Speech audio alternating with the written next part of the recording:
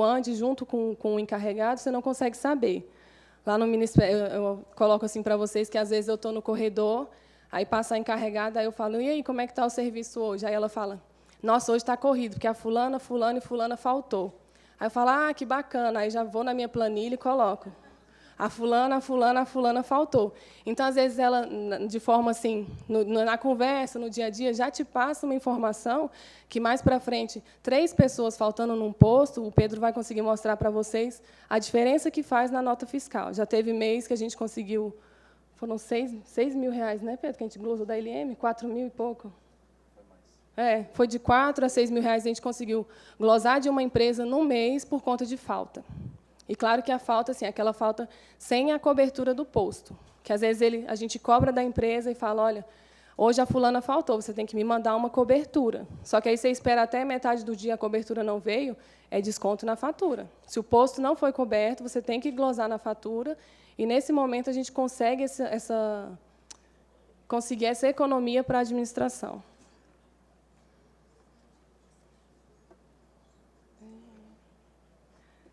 E outro ponto também que eu coloco bastante lá nos meus contratos é assim, para a gente não ter um contato direto com os funcionários. Porque acaba que você tem que ser psicólogo deles, tem que ser amigo, tem que cuidar de várias questões. Se você tiver esse vínculo direto, a pessoa vir e passar e falar... por exemplo, se você dá uma ordem direta para o funcionário, isso é muito ruim.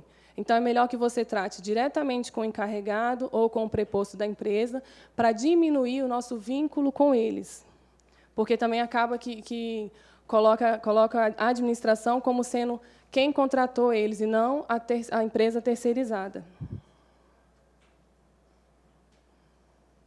Então, nessa questão assim de controle de falta e atestado, às vezes, se você não consegue, que a encarregada... Eu coloquei lá uma rotina de trabalho, onde a encarregada, semanalmente, ela me passa, a encarregada da limpeza, os encarregados da vigilância, semanalmente, eles me passam o quadro de faltas e atestados. Ela tem que, toda semana, chegar para mim e anotar.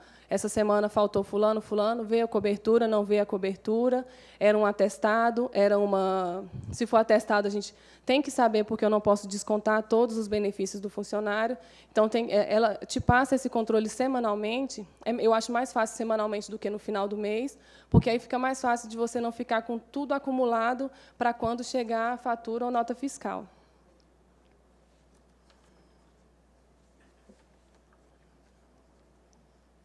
Bom, voltando agora no material de consumo, depois que a gente já está com o contrato em execução.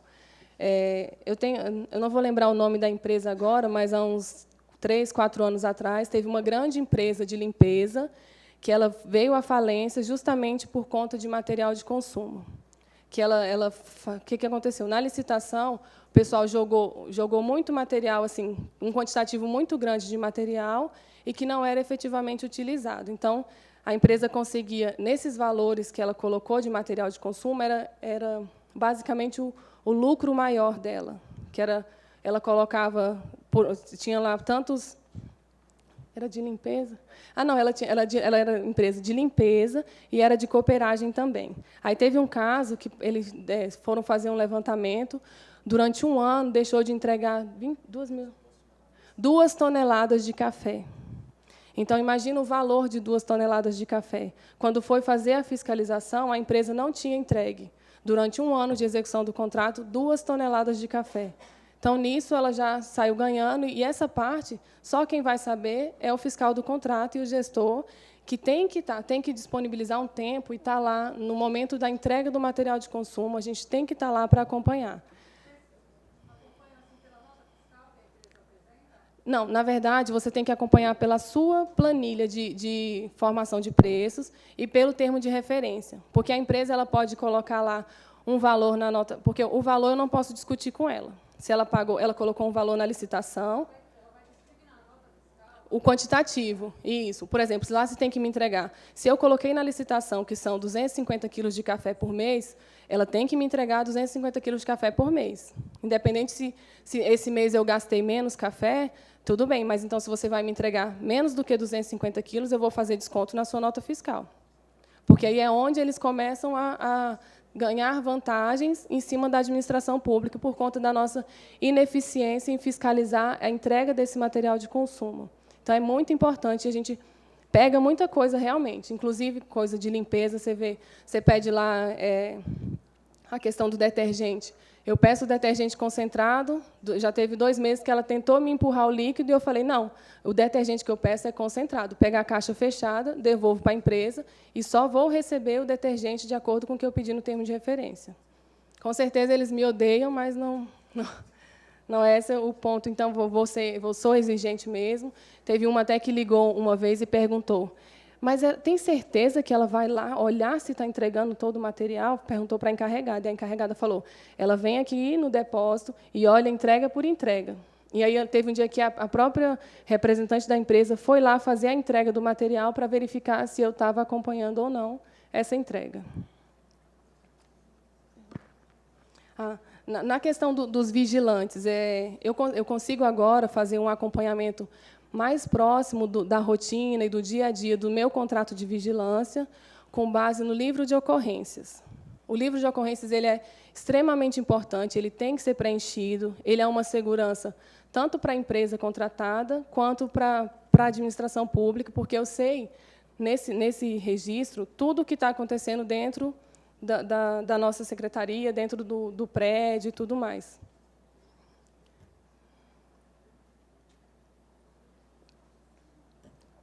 Então, eu também instituí lá que toda semana, aliás, o livro de ocorrências é diariamente.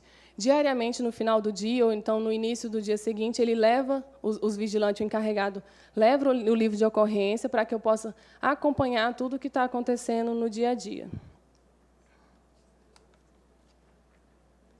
Outra coisa importante que a gente percebeu, de certa forma, apanhando. No começo, eu tratava muito com a empresa por telefone, mandava um e-mail, porque é a forma mais rápida e mais prática, mas não é a mais segura.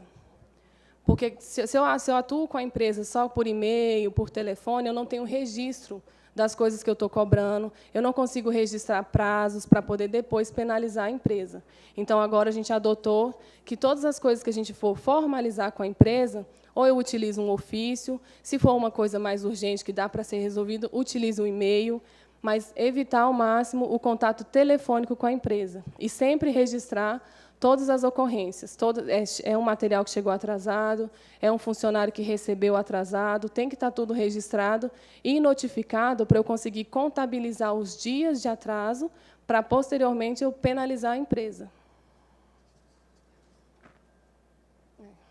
Bom, então, aí, depois de toda essa execução do contrato, infelizmente, a gente tem que partir para as penalidades, porque diariamente a gente convive com empresas aventureiras que começam uma contratação bacana, depois, no segundo mês, já atrasa o pagamento, quando chega no final do ano, que tem que pagar 13º e dar férias para os funcionários, já começa a desandar, some, e a gente não consegue mais acompanhar essa fiscalização e acaba perdendo um pouco a segurança nessas empresas. Então, a gente tem que ter o conhecimento também da penalidade. Lá a gente já aplicou algumas penalidades nas empresas de terceirização. Eu já começo, o contrato já começou, no primeiro mês, acho que você pode dar uma folga, porque está começando, tem que ver questão de cartão da Fácil, essas coisas que são mais complicadas de se arrumar, então você não vai ser tão rigoroso na cobrança de prazos. Mas passou-se do primeiro, segundo mês, tem que realmente começar a cobrar o prazo no início do contrato, porque, senão, depois, a empresa vê que você não está cobrando o prazo e vai deixando correr solto e fica difícil de acompanhar. Então, nessa questão das penalidades, a gente tem que registrar todas as coisas para contar os prazos e verificar se a empresa descumpriu total ou parcialmente o contrato. Por que a importância de saber se foi um descumprimento total ou um descumprimento parcial? É para você perceber qual penalidade você aplica na empresa. Que a gente fica preocupado, às vezes, mas eu vou aplicar só uma advertência para isso, eu vou dar uma multa, qual que é a razoabilidade dessa aplicação? Eu acho que tem que ser, quem vai saber realmente o que tem que ser aplicado é o gestor e o fiscal do contrato, porque ele sabe o impacto daquela inadimplência da empresa em cima do contrato. Então, lá, às vezes, eu tenho que pesar também, porque eu não posso dar uma multa muito alta para a empresa por uma coisa muito simples, porque depois eu vou acabar fazendo com que a empresa torne aquele contrato inexequível. Então, se eu aplicar uma multa muito alta, no mês que vem ela não vai conseguir pagar os funcionários, ela vai atrasar alguma coisa, então a gente tem que ter essa razoabilidade no momento de aplicar essa penalidade. E aí, assim, por fim, a gente consegue chegar na rescisão do contrato, se for o caso. Essa rescisão do contrato, a gente também tem que tomar muito cuidado no momento de realizar essa rescisão, porque eu tenho que pensar que a administração pública, se contratou aquele serviço, é porque precisa daquele serviço, e alguns serviços eles não podem ser interrompidos de forma brusca. Eu não posso ficar sem a limpeza de um prédio, eu não posso ficar sem a vigilância. Então, são coisas assim que são necessárias para o dia a dia e que eu não posso, de uma hora para outra, rescindir o contrato com a empresa e ficar sem a prestação do serviço. Então, eu tenho que pensar, nesse momento de aplicar essa penalidade de rescisão, eu já tenho que estar encaminhando com uma nova contratação ou então encaminhando para poder chamar a segunda colocada, sempre se preocupando em não deixar a administração descoberta daquele serviço. Bom, acho que, por fim, assim, nessa parte de fiscalização do contrato, antes e depois da contratação, é o que eu tinha para trazer para vocês, da minha experiência, de tudo aquilo que eu consigo, no dia a dia, perceber e que eu fui conseguindo somar no momento da minha fiscalização. E aí, agora, eu vou passar para o Pedro Henrique, que ele vai mostrar para vocês essa parte mais de fiscalização da documentação da nota fiscal e demonstrar a planilha que ele criou lá dentro do Ministério da Integração. Obrigada. Boa tarde a todos.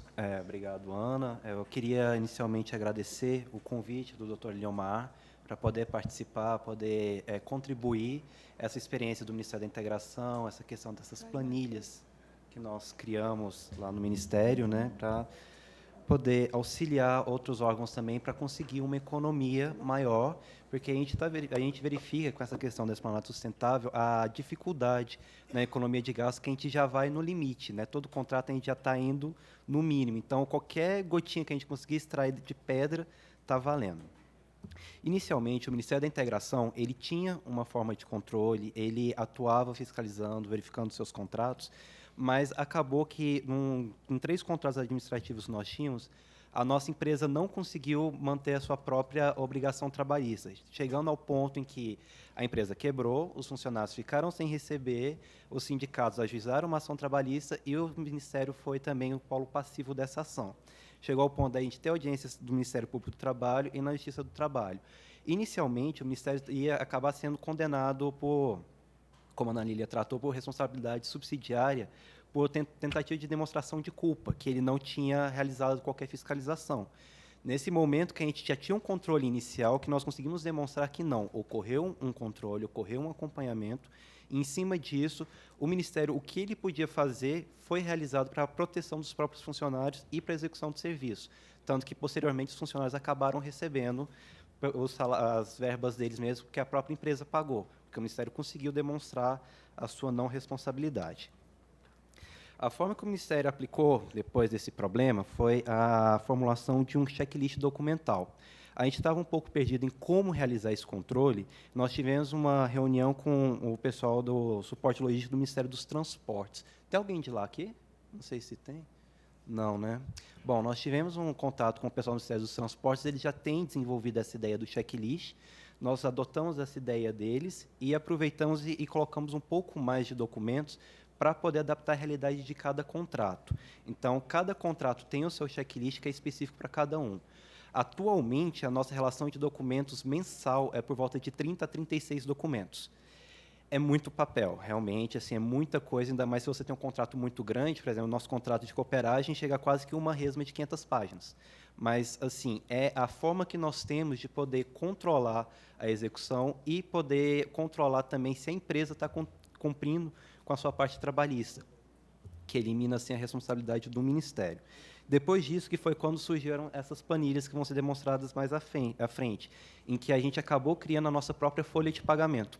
A gente contrasta a folha de pagamento das contratadas com a que o Ministério faz para poder verificar irregularidades.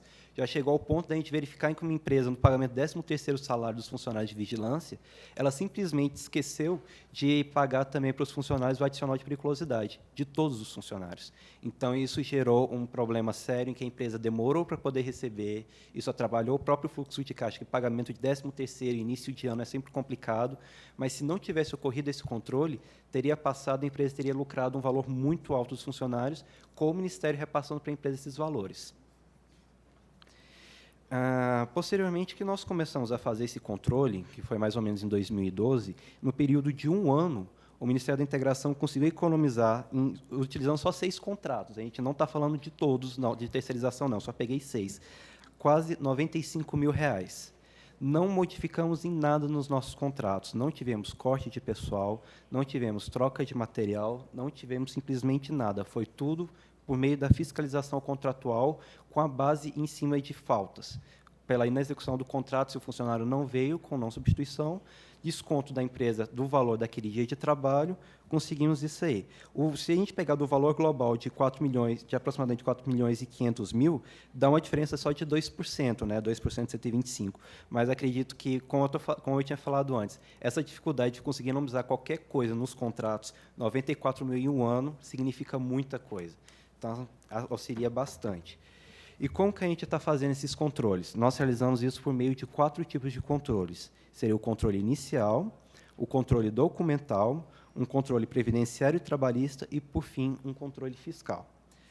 No controle inicial, é aquele que a gente realiza assim que a contratada assina o contrato com a gente. É aquele momento que a Ana Lili já tinha tratado a respeito da reunião com a contratada, em que nós apresentamos toda a relação do checklist para a empresa já ter ciência que, mensalmente, todos aqueles documentos vão ser exigidos, não é cada mês varia, então ela tem ideia da regularidade, que ela precisa apresentar aquilo tudo, que ela apresentando toda aquela documentação, a nota fiscal dela vai ser atestada e paga imediatamente, mas também ela precisa encaminhar aquilo tudo.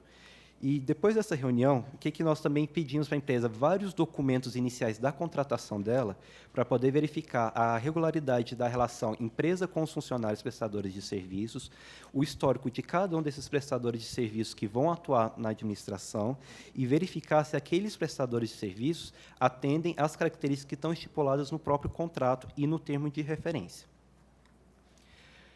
A atuação nesse controle inicial, a gente solicita, dentre vários documentos, a gente pede a cópia das carteiras de trabalho dos funcionários. Para quê? Para poder verificar se todos aqueles funcionários estão devidamente registrados na empresa, para não ocorrer o risco da empresa colocar um freelancer para atuar na administração. Porque se a empresa coloca um funcionário que não tem vínculo trabalhista com ela, e esse funcionário está trabalhando na administração, em caso de algum problema trabalhista, esse funcionário pode tentar alegar vínculo direto com a administração. Então, entra novamente a responsabilidade, porque não teve esse controle por parte do gestor, por parte do fiscal, se a empresa está colocando funcionários devidamente contratados. A gente solicita também uma relação documental dos funcionários, que seria uma espécie de histórico deles. Então, nós pedimos uma espécie de um dossiê, que seria o nome completo, telefone, endereço, certidões negativas, tanto cíveis, criminais, trabalhistas, eleitorais, militares. Para quê? Para a administração poder conhecer cada funcionário que está trabalhando com ela e, com essas informações, saber a melhor localização para colocar cada um, para ter a sua forma de atuação. A gente pede também a cópia dos contratos de trabalho. Mas por que a gente pede a cópia dos contratos de trabalho se já pediu a carteira de trabalho? Porque, com a informação dos contratos de trabalho, você já tem informação de coisas que vão aparecer na folha de pagamento do funcionário, como, por exemplo, autorizações de descontos consignados, questão de vale-transporte, algum empréstimo consignado, e outras informações também que são pactuadas entre empresa e funcionário, que, se a administração não tiver esse conhecimento, a empresa pode criar um lucro em cima de algum benefício que o funcionário não está recebendo, porque ele estipulou contratualmente com a empresa. E, por fim, a cópia dos próprios exames admissionais, que, inclusive, é um requerimento que está na Instrução Normativa número 2, do Ministério do Planejamento, que cuida dessa regulamentação da fiscalização contratual. Depois que ocorre esse controle inicial, mensalmente as contratadas apresentam, junto com a nota fiscal, o checklist documental. Então, nós temos uma espécie de um índice em que a empresa sabe todos os documentos que ela precisa apresentar. por meio desses documentos que nós verificamos a regularidade trabalhista, previdenciária e se toda a execução do contrato ocorreu. E, junto com esses documentos, a gente verifica a atuação do gestor com aquelas informações que ele anotou, questão de falta, questão de execução não muito bem cumprida. No meio do controle previdenciário e trabalhista, é a parte que nós utilizamos a tabela mesmo para poder fazer a fiscalização da relação empresa-funcionário. Se a empresa está realmente cuidando do pagamento de salário, férias, 13º, no caso de uma rescisão contratual, se ocorreu o pagamento de todas as verbas rescisórias, se a empresa cumpriu, se ocorreu ou não a presença sindical conforme a necessidade da convenção coletiva, e se a folha de pagamento que a empresa apresenta para o Ministério corresponde à própria folha de pagamento, os recibos de pagamento do que ela entrega para os funcionários, que já chegou ao ponto, nós já tivemos empresas, que elas colocavam os valores corretos na folha de pagamento que ela apresentava para a gente, mas para os funcionários, quando ela realmente pagava, ela colocava valores a menor. Ela diminuía algumas coisas, tentando burlar essa fiscalização. Então, por isso que a gente pede esses 2 controles. E, nesse momento também, que nós fazemos a parte do provisionamento de valores na conta vinculada. A Ana Lili já tinha trabalhado um pouquinho a respeito da conta vinculada. Ela trata sobre uma forma de segurança do funcionário. É uma conta bancária aberta em nome da contratante,